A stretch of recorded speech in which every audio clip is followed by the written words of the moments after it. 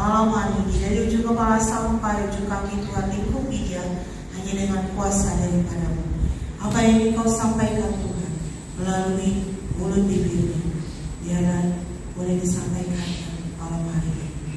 Dan kami anak-anak-Mu Tuhan boleh terus duduk tenang di hadapan-Mu, dengarkan setiap kata demi kata. Terima kasih Tuhan. Kemuliaan kepada Bapa dan Putra dan Roh Kudus, kepada Allah Amin. Selamat dulu Bapak. Shalom Bapak Ibu, saudari-saudaraku yang terkasih. Shalom. Sehat ya? Sehat. Udah buka puasa ya? Ini kita anggap aja kita lagi taraweh gitu ya. Cuma berbeda versi. Bapak Ibu saudari-saudaraku yang terkasih, saya ingin mengawali pembicaraan saya dengan sharing terlebih dahulu. Satu minggu ini saya itu dipadatkan dengan aktivitas mengajar terus-menerus. Dibandingkan dengan para romo yang lain, saya termasuk yang frekuensinya itu jauh lebih sering. Tugasnya itu ngajar, dan ngajar.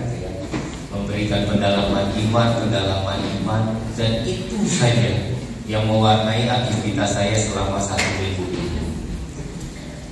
Yang menjadi kesulitan itu adalah kalau audiensnya itu berbeda-beda. Saya kemarin diminta untuk mengajar kredo, tetapi yang mendengarkan anak-anak SD. Bagaimana memeras bahan yang dipelajari hampir bersemester-semester itu dalam bahasa anak-anak dalam waktu yang sangat singkat. Itu susah banget. Dan ada rasa minder gitu ya. Ini saya harus ngomong apa gitu dengan anak-anak. Jadi akhirnya saya hanya main-main saja dengan mereka sambil menyelipkan ajaran-ajaran iman. Setelah itu datang ke lingkungan, audiensnya berbeda lagi. Ini lansia semua yang sudah hampir mau take off ke surga gitu.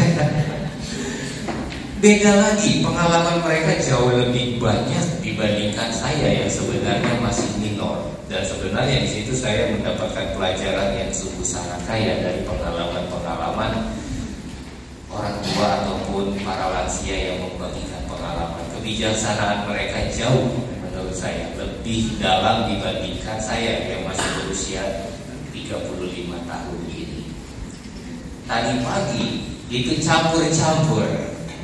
Ada yang lansia, ada yang muda, ada yang oma-oma, campur-campur lagi. berbicara tentang Maria dan juga puasa doa Rosario. Orang-orangnya aja masih ada di sini. Nggak bosan abang lihat saya ya. Dan yang terakhir di minggu ini sebenarnya sampai hari Sabtu sih saya masih mengajar. Ini adalah sebelum terakhir saya memberikan semacam pendalaman rohani di tengah Anda semua yang diliputi dengan Roh Kudus. Amin. Salah satu ciri orang yang diliputi dengan Roh Kudus itu adalah dia penuh dengan sukacita dan hati yang penuh syukur. Maka sapa dulu di kiri kanan Anda dengan ungkapan, mari kita bersyukur, mari kita bersukacita.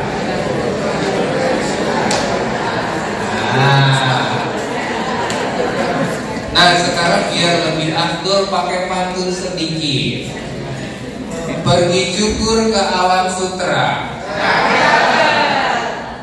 Mari kita bersyukur dan bersukacita. Sampaikan pantun itu ke kiri kanan Anda. Ayo coba tepuk kanan Anda. Bilang lagunya, pergi cukur ke alam sutra. Mari kita bersyukur dan bersukacita. Lagi, satu lagi, tepuk kiri Anda semua, ditepuk orangnya. Sambil katakan, burung terkukur, burung kenari. Mari kita bersyukur setiap hari.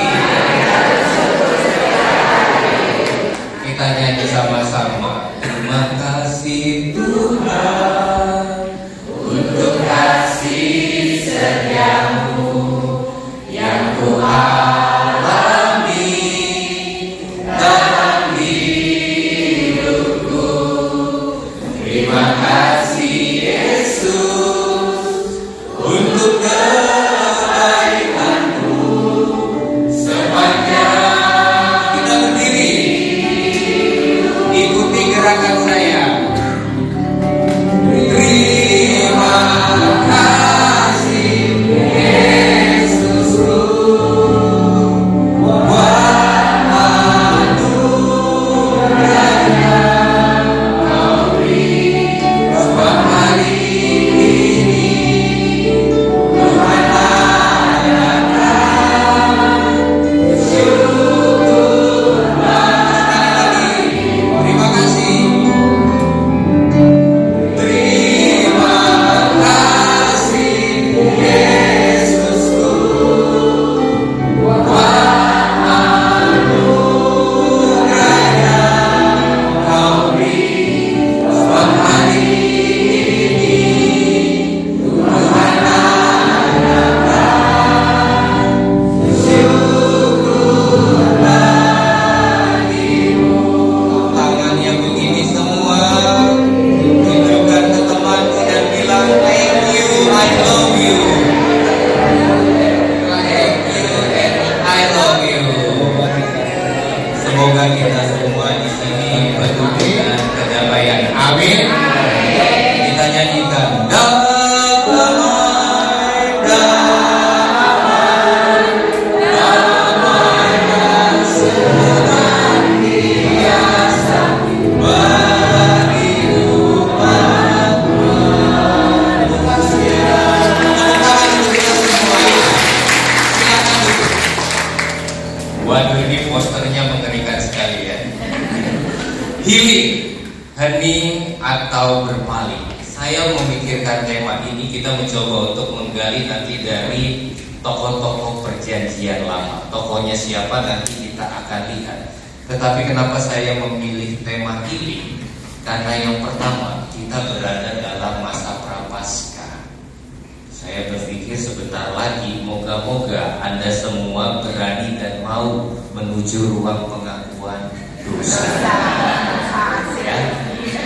Supaya apa? Karena bagi saya ruang pengakuan dosa itu tempat healing yang paling istimewa.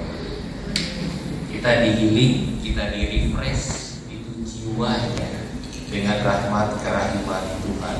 Persoalannya adalah kadang kita terlalu lelah untuk mencari kerahiman Tuhan itu sendiri, atau Jangan-jangan kita sudah menjadi makhluk yang mati rasa, tidak tahu lagi, tidak peka lagi terhadap dosa-dosa kecil yang lama-lama, kalau ditumpuk lama-lama itu menjadi dosa yang depositonya itu semakin membengkak. Maka saya mengambil healing supaya mari kita coba melihat bahwa hening itu juga menjadi kualitas yang harus dimiliki oleh setiap orang beriman. Percayalah, orang yang tidak punya habitus healing ataupun hening, itu kata kedua yang terjadi, dia akan mudah berpaling. Berpaling dari mana, Romo? Tentu saja berpaling dari cintanya kepada Tuhan. Mari kita masuk kepada latar belakang dulu. Ini latar belakang. Saya menghayati bahwa hidup itu seperti sepak bola. Saya suka sepak bola, sejak dari seminar itu saya bermain sepak bola. Dan yang menarik adalah di dalam sepak bola itu terdapat yang namanya pemenang. Untuk ada pemenang maka harus ada yang menjadi kalah ataupun pecundang. Dan juga untuk menjadi pecundang harus ada yang menang. Tapi menurut saya yang penting itu bukan pemenang ataupun pecundang, tetapi di antara lapangan sepak bola itu ataupun pertandingan sepak bola itu, mereka semua bagi saya adalah orang-orang yang menampilkan sisi juangnya ataupun daya juangnya. Bukankah kita semua di sini juga punya peran yang sama untuk berjuang dalam kehidupan itu? Dan percayalah, roda kehidupan itu terus berputar. Kalau dalam dunia sepak bola kan ada musim ke musim. Musim pertama mungkin yang menang itu adalah katakanlah Real Madrid misalnya begitu. Tetapi belum tentu di musim berikutnya itu Real Madrid mampu mempertahankan kemenangannya. Sama kehidupan kita juga seperti itu. Maka kalau kita mengalami kegagalan di musim ini, pilihannya cuma dua, mau menyerah atau mau berjuang. Kalau kita mau terus mendorong daya juang kita, mungkin suatu saat yang menang itu akan menjadi pecundang, kita yang tadinya pecundang akan menjadi pemenang. Dan itu bisa kita pelajari dari tokoh-tokoh dalam perjanjian lama. Kuncinya adalah hening. Lanjut. Nah, ini dia. Tahu yang kita Saul? Ada yang mau kita cuci? Gak ada, sudah terbatin yang di dalam hati. Percaya saya. Sudah ingat semua pasti kita cuci. Ya, ini adalah tokoh perjanjian lama. Sebenarnya ada banyak kisah tentang bagaimana kita belajar dari tokoh-tokoh perjanjian lama. Tetapi saya memutuskan dua saja, jangan terlalu banyak gitu ya. Dua. Sebenarnya tadi saya menimbang-nimbang apakah perempuan dan laki-laki. Tapi menurut saya ini yang sedang relevan. Kalau Anda perhatikan majalah Tempo, ada yang baca Tempo di sini ataupun memperhatikan koran, beritanya itu tentang hak angket, tentang kepemimpinan, tentang bagaimana kekuasaan gitu. Dan kita mau belajar dari sini, belajar dari dua figur ini, Saul dan Daud. Tahu ya kisahnya, kita di Bina Iman Anak itu sudah hafal tentang kisah Raja Saul dan kisah Raja Daud ya. Hafal ya kisah Raja Saul gimana? Oh, mungkin dulu gak pernah Bina Iman Anak ya. Saya yakin yang diingat pasti Daud. Dan yang diingat itu juga pasti kejatuhan Daud dengan Bathsheba. Itu yang paling melekat dalam kehidupan kita. Memang manusia itu kalau mengingat hal yang negatif itu jauh lebih kuat. Tetapi kalau mengingat hal yang positif itu kadang kurang kuat. Mari kita ke Saul dulu. Saul, arti namanya itu yang diminta. Sebenarnya mepet-mepet dengan Samuel ya. Samuel itu artinya kan aku yang memintanya dari Allah, yang diminta dari Allah. Dan ini saya tidak merangkum semua kisah Saul, tetapi yang kira-kira menjadi titik-titik penting aja. Arti namanya itu yang diminta. Lalu yang kedua, ironisnya ketika dia menjadi raja, dia itu masih berada dalam bayang-bayang Samuel, gitu ya. Jadi ketika Samuel ini mati, dia tuh bingung. Dia tuh raja yang istilahnya kehilangan arah ketika Samuel itu meninggal. Bahkan dia melakukan sesuatu yang tidak berkenan di hadapan Allah, yaitu apa? Dia memanggil arwah Samuel itu sendiri. Maka dia sebenarnya orang yang labil, gitu ya, raja yang labil gitu. Tetapi faktanya dia memang adalah raja yang gagah, ganteng, mumpuni dalam kemiliteran, dalam karirnya itu. Semenjak dia menjadi raja, itu tidak pernah dia melakukan sesuatu yang cacat, tidak pernah. Sempurna, istilahnya track recordnya itu kalau mau dipilih ya dia peluangnya besar. Dia badannya lebih bagus dibandingkan orang-orang sebangsanya, dan dia benar-benar tampan serta punya kemampuan militer yang sangat bagus. Tapi Saul ini pada akhirnya mati dalam pertempuran di pembunuhan Gilboa. Dia juga mati bersama dengan sanak keluarganya. Nah, lalu apa yang pengen kita pelajari dari tokoh Saul ini? Nah, yang pertama, next. Nah, ini pasti yang belajar kitab suci sudah tahu. Dengan dipilihnya Saul, maka bangsa Israel itu masuk dalam babak baru, yaitu masuk dalam bentuk pemerintahan seorang raja. Dan ketika bangsa Israel masuk dalam babak baru memilih raja, maka dengan kata lain dia menyingkirkan Allah, menyingkirkan Allah yang adalah raja yang sebenarnya menuntun mereka sampai dengan Raja Saul ini terpilih. Nah, ketika saya merenungkan ini, menariknya begini. Bukankah kita dalam kehidupan sehari-hari itu juga kadang senang ketika ada yang dipilih untuk menjadi pemimpin? Senangnya itu kenapa? Karena kita tidak repot-repot untuk melakukan apa yang harus kita lakukan.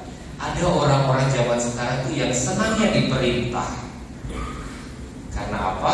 Ya karena itu mudah, tinggal menjalankan perintah dan tidak perlu mengemban tanggung jawab. Coba kalau di sini kepanitiaan lebih senang yang mana? Udahlah saya ikut aja, kamu aja yang jadi pemimpinnya. Begitu enggak? Ya kan? Saya gak usah jadi ketua deh, saya jadi seksi ini aja. Nanti kalau udah jadi seksi, ditanya-tanya ketuanya, Pak Ketua saya harus ngapain gitu. Nanti kalau salah, ketuanya yang nyuruh saya seperti ini. Begitu ritmenya. Bukankah ini menjadi potret yang jelas gitu ya, bahwa tidak sedikit kadang orang lebih senang diperintah daripada mengambil tanggung jawab sendiri. Itu poin pertama yang dari titik peristiwa Saul diangkat menjadi raja, dan kita bisa berefleksi tentang diri kita sendiri itu bagaimana. Lalu yang kedua, ketika Samuel mengumumkan Saul menjadi raja, ia malah pergi menyembunyikan diri karena dia mendengar orang berkomentar seperti ini. Masakan orang ini dapat menyelamatkan kita? Bapak Ibu saudari-saudaraku yang terkasih, kita hidup di dunia medsos. Kalau kuping kita, mata kita itu terarah pada komentar-komentar orang, maka yakinlah Anda menjadi orang yang paling tidak bahagia di dunia ini. Ada kisah kan, saya mungkin Anda pernah mendengar mungkin. Ada orang, bapak dan anak dan keledainya gitu ya, naik mau berjalan ke pasar. Lalu mereka berjalan. Si bapak ini melihat, aduh anak saya kasihan banget ikut jalan sama saya. Lalu akhirnya, nak kamu naik aja nih keledainya. Sudah akhirnya dinaikkan, anaknya naik keledai, mereka berjalan. Berapa kilo? Akhirnya ada yang berkomentar. Komentarnya tajam lagi. Dasar anak gak tahu diri. Masa bapaknya disuruh jalan gitu. Akhirnya karena dia mendengarkan komentar orang, oke, kalau begitu saya nih yang naik keledai, bapaknya naik, anaknya turun.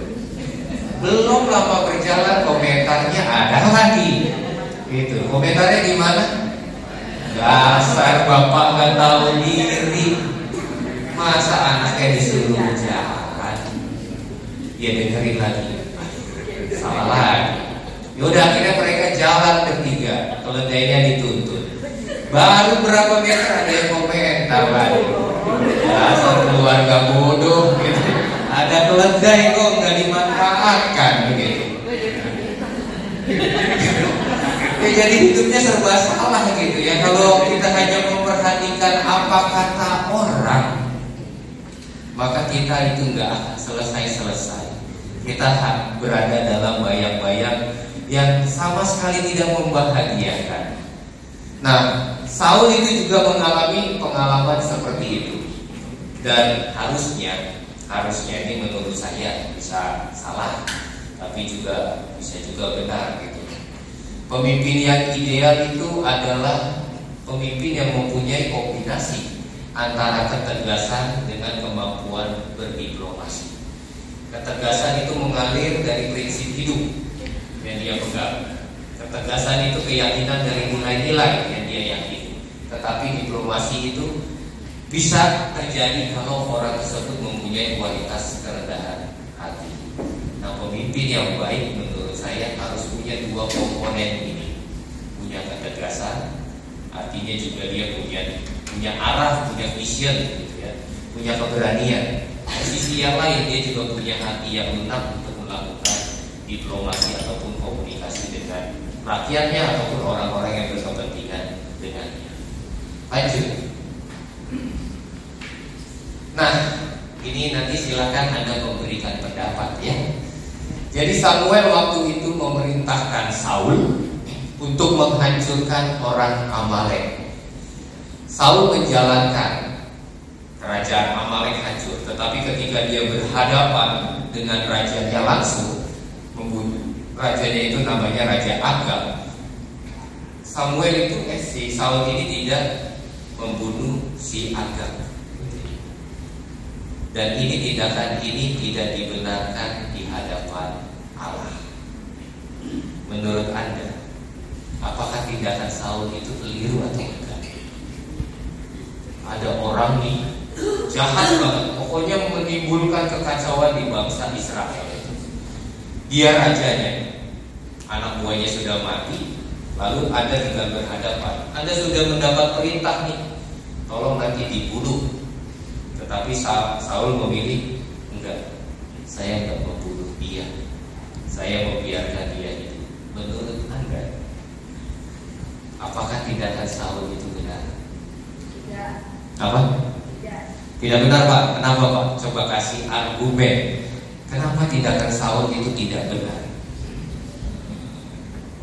Saul tidak benar karena orang yang di pemerintahan dia jadi raja, orang bernama Agag itu kan sangat kejam. Terus kalau dia lepaskannya, nanti coba menurut pemerintahannya akan kembali lagi untuk Saul. Kalau mana itu lagi tidak orang yang harus dibunuh saya. Ada yang punya pendapat lain enggak? Tadi pandangannya tuh, ya dia harus dibunuh loh. Kalau dia nggak bunuh, mungkin suatu saat dia bisa membangun kekuatan lagi dan pada akhirnya menyerang lagi. Ada yang punya pandangan lain? Oke. Silakan, ya di belakang. Maju ke depan. Aduh, saya belum makan, lapar. Saul tidak benar, dia tidak membunuh Raja Agag. Karena perintah dari Tuhan menyuruh membunuh Raja Agag dan semuanya bangsa Amalek itu dibunuh. Tapi dia tidak mau taat perintah Tuhan. Di sini pandangannya Saul salah, karena itu perintah Tuhan. Harusnya dia membunuh. Apakah membunuh sesuatu yang dibenarkan? Gimana yang lain? Yang lain ada punya pandangan? Diskusi dulu nggak apa-apa.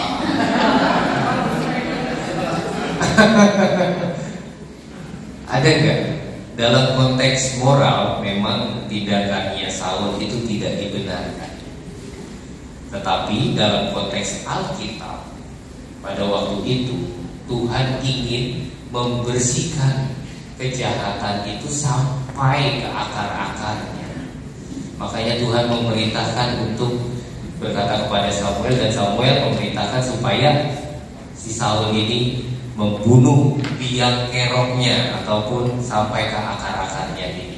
Maka kita perlu melihat konteksnya. Pada waktu itu Tuhan ingin membereskan, karena memang bangsa Israel sungguh sangat terganggu dengan kehadiran kelompok Raja Agag ini.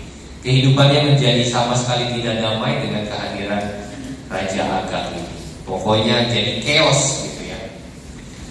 Nah, titik penting berikutnya dari kehidupan Saul, masih ada nggak ya? Ini belum ingat ya. Ketika Saul hendak membunuh Daud, karena alasan apa? Belum lama kita dengar bacaannya. Cemburu, iri hati, ungkapannya gimana?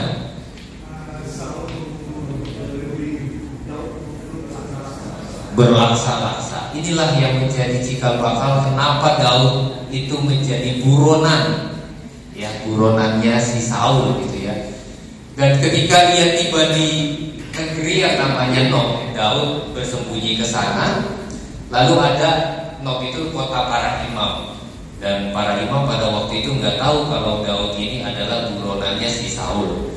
Dan para imam yang hanya membantu saja gitu ya, hanya membantu memberikan makanan dan juga memberikan sesuatu untuk kehidupan Daud di sana. Tetapi yang terjadi adalah ketika Saul sampai di sana, padahal para imam itu sudah menjelaskan, kami tidak tahu kalau engkau mencari kalau engkau mencari Daud, dan kami juga nggak tahu kalau dia itu sedang diburu gitu.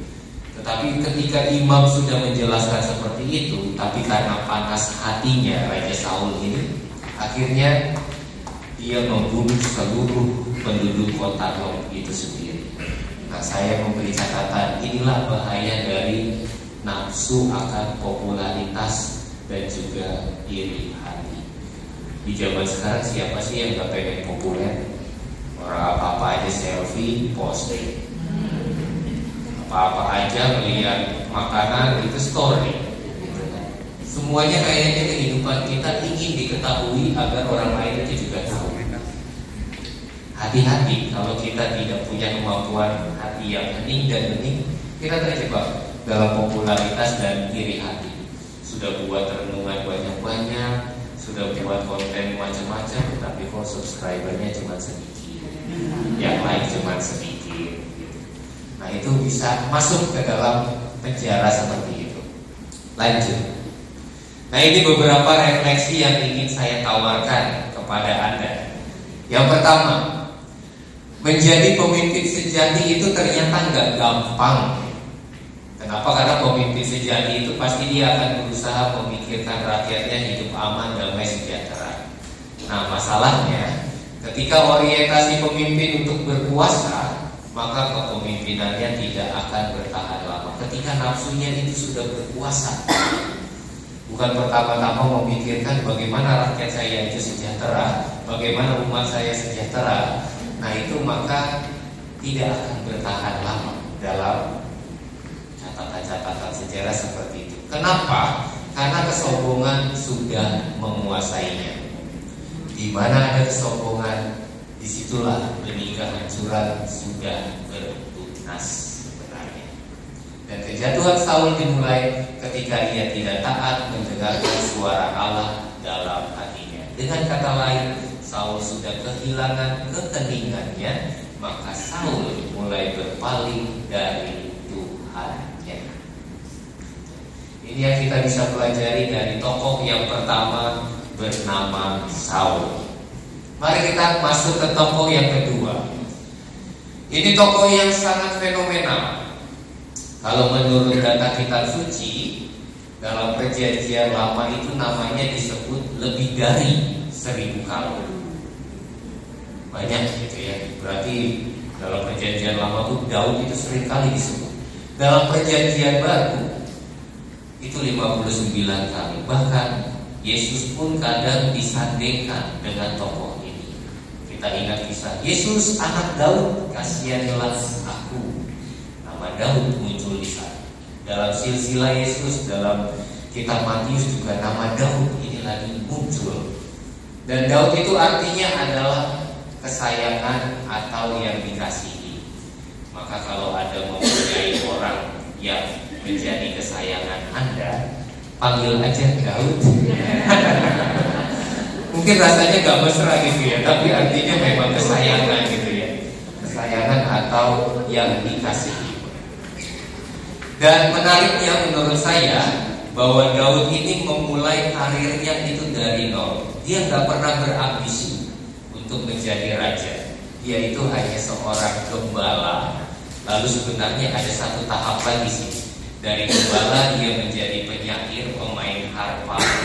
Karena kalau gembala di sana itu lebih elit dibandingkan dengan gembala di Sunda, tempat saya. Kalau di Sunda itu mainnya seruling, gitu ya, kayak kabayan gitu. Tapi kalau di sana itu mainnya kecapi. Nah, tahapnya itu mulai dari gembala, prajurit, lalu pada akhirnya dia dilantik, dirapi menjadi raja. Dan dalam diri Daud ini ada dua hal juga ya, seperti dua sisi koin ya, mata koin gitu. Dalam dirinya itu tampil figur yang suci sekaligus berdosa. Sama sebenarnya seperti Anda dan juga saya. Kadang kita tampil dalam figur yang putih, tetapi juga kadang juga tampil dalam figur yang hitam, antara yang suci dan yang duniawi, antara yang suci dengan yang berdosa. Dan dia adalah figur yang menghalalkan segala cara untuk meraih apa yang diinginkannya. Contohnya adalah kasus dia dengan Bathsheba. Nah, ini nanti kita akan dalami sedikit kasus Bathsheba itu ya. Lanjut. Nah, ini titik-titik penting dalam hidupnya. Daud adalah seorang gembala yang diangkat menjadi raja. Allah memilihnya bukan karena parasnya, tetapi kesetiaan dalam menumbuh kembangkan keutamaan seorang pemimpin yang terasa sejak menjadi gembala. Menjadi gembala itu resikonya besar, Bapak Ibu. Memang itu pekerjaan yang tidak populer, tapi pekerjaan yang istilahnya itu mendekati nadir kematian. Dikatakan seperti itu. Kenapa? Karena dia harus berhadapan dengan cuaca ekstrim, yang pertama. Lalu yang kedua, dia harus berhadapan dengan binatang-binatang buas, dan juga manusia-manusia yang buas, gitu ya. Yang mau mencuri dombanya, yang merampok dia, dan dia harus tinggal itu di tengah-tengah alam. Maka ini bukan pekerjaan yang sangat mudah. Dan Daud menjalani itu dengan penuh ketaatan, kesetiaan, sehingga pengalaman-pengalaman kegembalaannya itu menjadi gembala inilah yang menuntut dia pada akhirnya menjadi orang yang nanti dinobatkan sebagai raja. Silakan Anda flashback pas masa muda Anda, ataupun Anda yang masih muda mungkin melihat sekarang. Kadang anak-anak muda sekarang itu sulit sekali untuk bertahan dalam pekerjaan yang sama. Pasti akan lompat-lompat terus mencari sesuai dengan kenyamanannya. Tetapi mentalnya menjadi tidak terasah karena mudah untuk lari, escape, dan escape. Ya memang mencari pekerjaan yang layak boleh, tetapi percayalah, di setiap pekerjaan yang ditawarkan kepada Anda, ada semacam unsur hara yang mau ditawarkan, ada semacam pelatihan yang diberikan kepada Anda. Dan Daud, menurut track recordnya, dia menjadi unggul dalam kepemimpinan karena dia setia dalam tugas sederhana menjadi seorang gembala. Yang kedua, Daud setelah diurapi beralih profesi menjadi pemain kecapi di lingkungan istana. Dari gembala menjadi pemain kecapi. Dia bertugas menghibur hati raja yang sedang stres dan galau. Maka para perempuan, carilah lelaki yang jago bermain musik. Gak ada duit gak apa-apa, yang penting dia bisa nyanyi gitu. Waduh, mau gak bisa begitu dong. Ya kadang tuh wanita hatinya mudah dulu dalam keromantisan seperti itu. Untung saya hanya bisa. Nah, dia bertugas menghibur hati raja yang sedang stres dan galau. Karakter penyair, nah ini yang melengkapi. Tadi dia sebagai gembala, lalu dia menjadi penyair, membuat dia seorang menjadi yang penikmat ketenangan, penikmat kesendirian, dan penikmat kedamaian. Dia menjadi orang yang menek gitu ya, dalam bahasa Jawa itu menjadi orang yang sungguh-sungguh menggumpal dalam keheningan, ketenangan, dan kesendirian. Lanjut. Nah, dari penyair dia lalu menjadi hero dengan melawan Goliat ya bagi bangsanya. Ironisnya kemudian Daud yang tadi saya katakan dia menjadi buronan, korban dari iri hati Saul. Namun karena kehendak Allah dia pada akhirnya menjadi raja di usia 30 tahun. Anda 30 tahun jadi apa? Saya 30 tahun jadi pastor. Dan Daud memerintah selama 7 tahun di Hebron dan 33 tahun atas Israel dan Yehuda. Lama sekali pemerintahan. Inilah yang membuat dia nanti itu jatuh dalam dosa. Lanjut. Nah, ini kejatuhan Daud. Saya ingin memberikan perspektif lain saja. Banyak perspektif dalam membaca kisah ini. Ada yang mengatakan ini adalah kisah perselingkuhan. Ada yang mengatakan ini adalah konflik antara Daud dengan Uria. Bathsheba itu sebenarnya bukan menjadi tokoh utama, gitu ya. Yang menjadi tokoh utama justru Daud dengan Urianya ini. Salah satu yang menarik adalah bagi saya karya Johanna W.H. van Bos dalam bukunya Reading Samuel. Kalau Anda membaca buku ini, di sana akan terlihat bahwa ini adalah bentuk pemerkosaan. Ini perspektifnya baru ya. Karena dia membayangkan begini, tidak mungkin Bathsheba itu mampu melawan raja. Dan mungkin juga Bathsheba ini setia kepada Uria.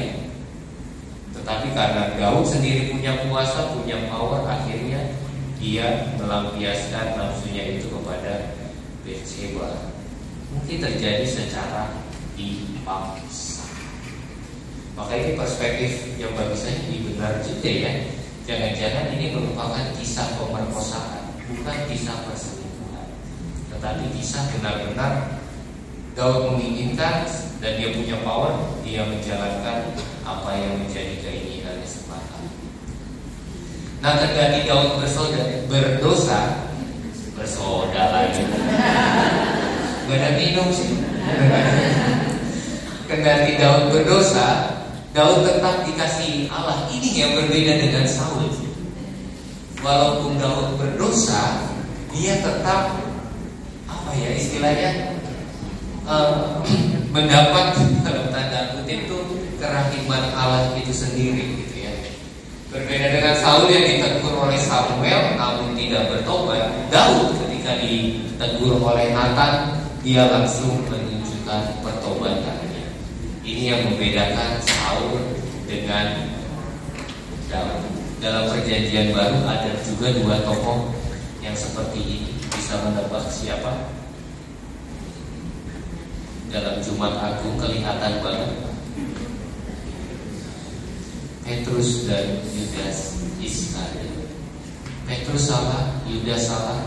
Petrus mau bertobat, Yudas tidak bertobat dan akhirnya memutuskan untuk mengakhiri diri. Lanjut saja. Nah, ini beberapa refleksi yang saya ingin tawarkan kepada Anda. John Quincy Adams, Presiden Amerika Serikat yang ke-6 pernah mengatakan, "If your action inspire others to dream more, learn more, do more, and become more, you are a leader." Jika tindakan-tindakanmu menginspirasi orang lain untuk bermimpi lebih, belajar lebih, berbuat lebih, menjadi lebih, engkau adalah seorang pemimpin. Ketika Daud itu mengungsi karena diburu oleh Saul, dia itu membentuk semacam tentara tandingan. Nah, ini yang bagi saya menjadi inspirasi gitu ya. Ketika dia dalam situasi yang tidak nyaman, dia mampu mendengarkan suara hatinya, dia mampu mengatur strategi itu dengan sangat baik, dan dia memberikan semacam inspirasi supaya menjadi seorang pemimpin yang baik. Dan Daud juga menunjukkan jiwa kepemimpinannya di situ. Itu yang pertama. Lalu yang kedua, nah ini yang mungkin relate dengan kondisi kita yang sedang dalam masa prapaskah, dan kita juga moga-moga terbuka terhadap rahmat pengampunan dosa.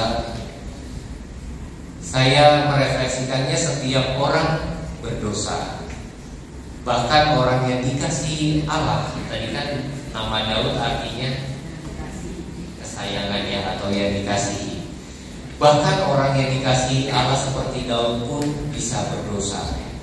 Namun yang lebih buruk dari orang berdosa adalah ketika orang berbuat dosa dan orang lain mengetahui dosanya, tetapi dia berusaha menyembunyikan atau menutupi dosa itu dengan berdalih macam-macam. Kita udah tahu lah kasus yang paling fenomenal ya, bagaimana kita tahu dia sudah berbuat dosa, tetapi dengan berbagai macam cara itu mencoba untuk menutupi kesalahannya.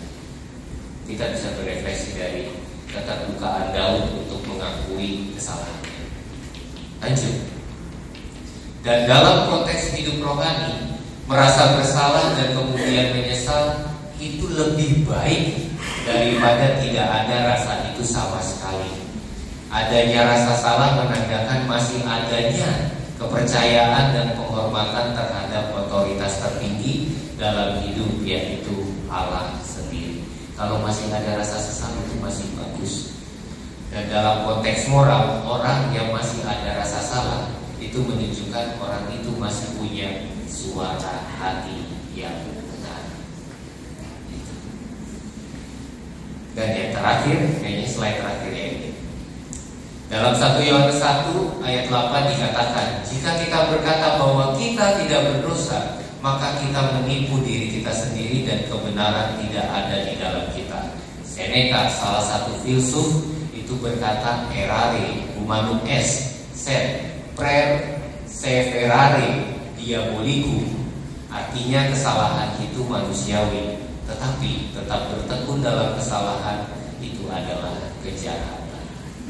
Itu yang mungkin ini bisa membuka hati kita. Yang terakhir kan? Udah ya? Nah, ketika orang jatuh dalam dosa lalu mengakui dirinya bersalah, kiranya itu juga sangat manusiawi yang dilakukan Daud. Itu manusiawi. Malahan akan menjadi pertanyaan jika orang tidak bisa mengakui kesalahan yang telah diperbuatnya. Meskipun demikian, faktanya orang yang selalu merasa dirinya benar dan tidak mau mengakui kesalahan, jumlahnya ternyata tidak sedikit. Ini menurut saya jumlahnya tidak sedikit. Moga-moga salah saya. Nah, ini yang bisa saya bagikan dari dua tokoh ini. Kalau kita berbicara soal healing, hening atau berpaling, sebenarnya Tuhan itu sudah memberikan kompas hidup di dalam diri kita. Masalahnya adalah ruang itu sekarang diambil oleh handphone, oleh kesibukan, oleh macam-macam kekhawatiran, sehingga tidak ada lagi ruang me time, ruang hening bersama dengan Tuhan. Dan akibatnya adalah kita akan menjadi pribadi yang mudah berpaling dari kebenaran-kebenaran kehidupan. Moga-moga dua tokoh ini menjadi inspirasi kita untuk semakin menghayati masa prapaskah. Sebentar lagi kita akan merayakan Paskah. Bertobatlah, kerajaan Allah sudah dekat. Kalau belum puas saya kasih abu lagi di dahi. Begitu saja Bapak Ibu saudari-saudaraku yang terkasih, semoga ini semua menjadi bekal rohani bagi kita semua, supaya hidup kita menjadi hidup yang terarah dalam kebaikan dan tidak selalu lelah untuk selalu berusaha bertobat karena kekuatan Tuhan. Amin.